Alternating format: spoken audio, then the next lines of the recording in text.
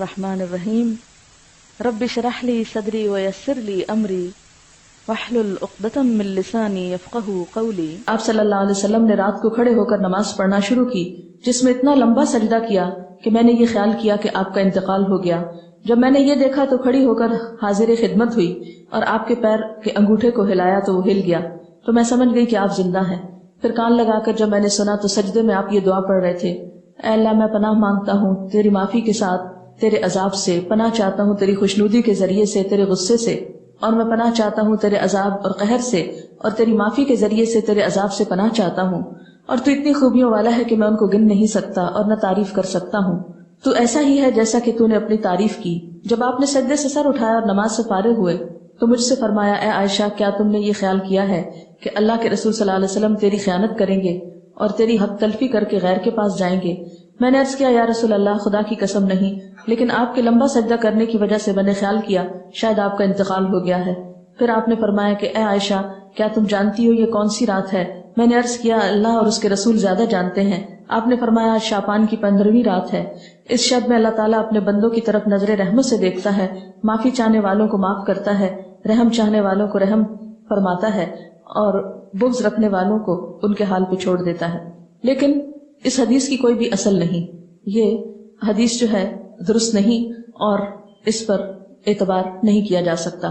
اسی طرح ایک اور اسی قسم کی حدیث جو عام طور پر آپ اخباروں میں پڑھیں گے اور بہت تحریروں میں ہائی لائٹ کر کے یہ باتیں لکھی ہوئی آپ کو ملیں گی، لیکن اس حدیث کی بھی کوئی حقیقت نہیں ہے، اور وہ کیا ہے؟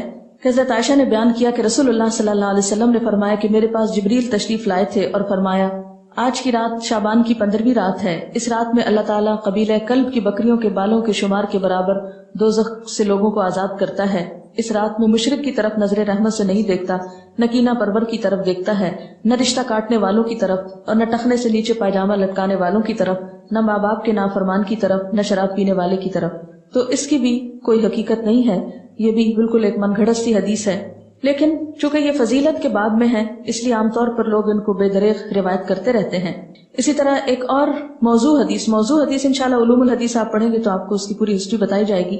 موضوع حدیث ایک اور بھی ہے کہ آپ صلی اللہ علیہ وسلم نے فرمایا جو شخص 15ویں شعبان کی رات میں 100 رکعتیں پڑھتا ہے تو اللہ تعالیٰ اس کی طرف 100 فرشتے بھیجتا ہے، 30 اسے جنت کی خوشخبری دیتے ہیں، 30 اسے آگ کے عذاب سے امن دیتے ہیں اور اسے دنیا کی بلاؤں سے دور رکھتے ہیں، اور 10 اسے شیطان کے دھوکے سے دور رکھتے ہیں۔ یہ بھی بالکل من گھڑت حدیث ہے اور ناقابل اعتبار۔ اسی طرح ایک اور روایت بیان کی جاتی ہے کہ شعبان کی 15ویں رات میں جو شخص 12 رکعت نماز پڑھے گا، ہر رکعت میں قل هو اللہ 30 مرتبہ، وہ نہیں مرے گا تا وقت اپنا ٹھکانہ جنت میں نہ دیکھ لے۔ Is it possible کہ کوئی شخص یعنی جنت دنیا میں دیکھ لے؟ کیونکہ حدیث میں آتا ہے کہ وہ ایسی جگہ ہے کہ کسی آنکھ نے اس کو دیکھا ہی نہیں، کوئی دماغ اس کا تصور نہیں کر سکتا، خواب میں بھی کوئی نہیں دیکھ سکتا، تو کہاں یہ کہ وہ دیکھ لے۔ یہ بالکل من گھڑت سٹوری ہے اور ناقابل اعتبار، اور اس کی سفارش اس کے گھر کے 10 جہنمیوں کے بارے میں قبول کی جائے گی۔ آپ خود سوچیں ذرا اس کی حقیقت پر کہ ایک شخص ساری زندگی 5 وقت نماز پڑھتا ہے، صدقہ خیرات کرتا ہے، جھوٹ سے بچتا ہے، حرام سے بچتا ہے، اس کے بارے میں تو کوئی ایسی خوشخبری نہیں سنائی گئی، اور کہاں یہ کہ ایک شخص ایک رات میں کھڑے ہو کر ایک رکعت میں 30 دفعہ قل هو اللہ پڑھ لے اور اس کے لیے اتنی بڑی بشارتیں کہ وہ دنیا میں ہی جنت دیکھ لے اور 10 گھر والوں کو بچا لے کہ جن کے بارے میں جہنم کا فیصلہ ہو چکا۔ یہ بات تو عقل بھی نہیں مانتی، کہاں یہ کہ اس کے اوپر دین کے اعتبار سے کوئی اعتماد کیا جا سکے۔ پھر اسی طرح ایک اور موضوع حدیث ہے، شعبان کی 15ویں تاریخ کا روزہ 120 سال کے روزے کے برابر ہے۔ یہ بھی مشہور ہے بات، اور یہ بالکل جھوٹ بات ہے، یعنی 60 سال گزشتہ زمانے کے اور 60 سال آئندہ کے، اور یہ چیز بھی قابل اعتبار نہیں۔ تو جو صحیح روایات سے ہم کو پتہ چلتا ہے شعبان کے بارے میں وہ کیا ہے کہ اس مہینے میں روزوں کی فضیلت ہے، یعنی ایک برکت والا مہینہ ہے، رمضان کی ابتدا ہے، رمضان کی تیاری ہے، اور کثرت سے نفلی روزے رکھنے چاہیے۔ ہاں 15 شعبان کے بعد نفلی روزوں سے بھی روکا گیا ہے تاکہ رمضان کے لیے کمزوری نہ ہو اور رمضان کے روزے چھوٹنے کا اندیشہ نہ ہو۔ ایک آیت جو عام طور پر اس رات کے بارے میں قرآن پاک سے کوٹ کی جاتی ہے وہ سورۃ الدخان کی یہ آیت ہے، انا انزلناہ فی لیلۃ مبارکۃ انا کنا منذرین فیہا یفرق کل امر حکیم امرا من عندنا انا کنا مرسلین رحمتا من ربک انہ هو السمیع العلیم۔ ترجمہ ہے اس کا، بے شک ہم نے اسے برکت والی رات میں اتارا ہے، بے شک ہم خبردار کرنے والے ہیں، اس میں بانٹا جاتا ہے ہر حکمت والا کام ہمارے پاس کے حکم سے، بے شک ہم بھیجنے والے ہیں تمہارے رب کی طرف سے رحمت، بے شک وہی سنتا جانتا ہے۔ یہ آیات مکہ معظمہ میں نازل ہوئیں، واقعہ معراج سے قبل نازل ہوئیں۔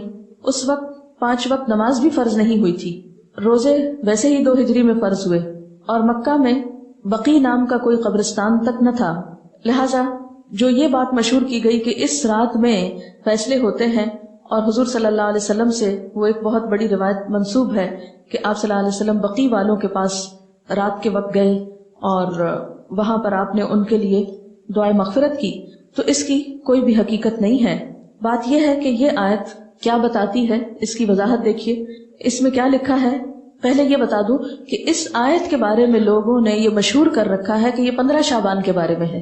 یہ سورۃ دخان کی آیتیں عام طور پر آپ دیکھیں کہ ٹیلی ویژن میں 15ویں شب کو مختلف پروگرامز کے شروع میں کوٹ کی جاتی ہیں، پڑھی جاتی ہیں، اور لوگوں کو اس آیت کے ریفرنس سے یہ بتایا جاتا ہے کہ یہ 15 شعبان ہے۔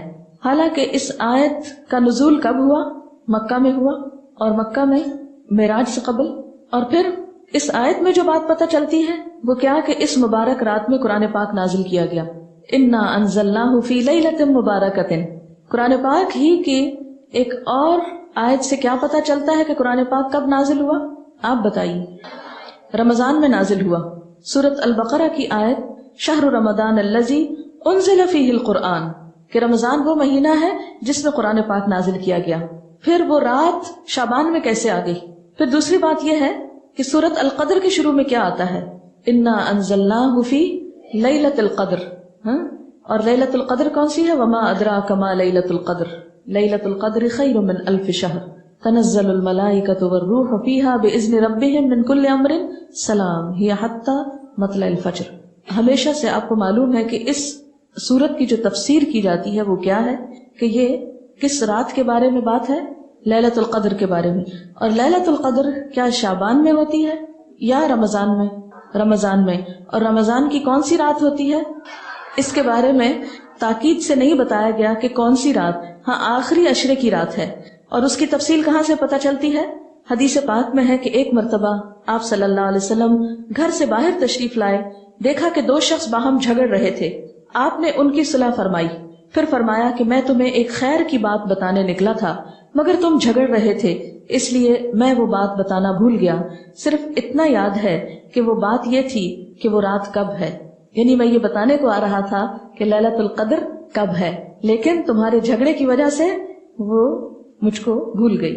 اب مجھے یاد نہیں، بس اتنا یاد رہ گیا کہ وہ برکت والی رات رمضان المبارک کی آخری 5 طاق راتوں میں سے ایک تھی۔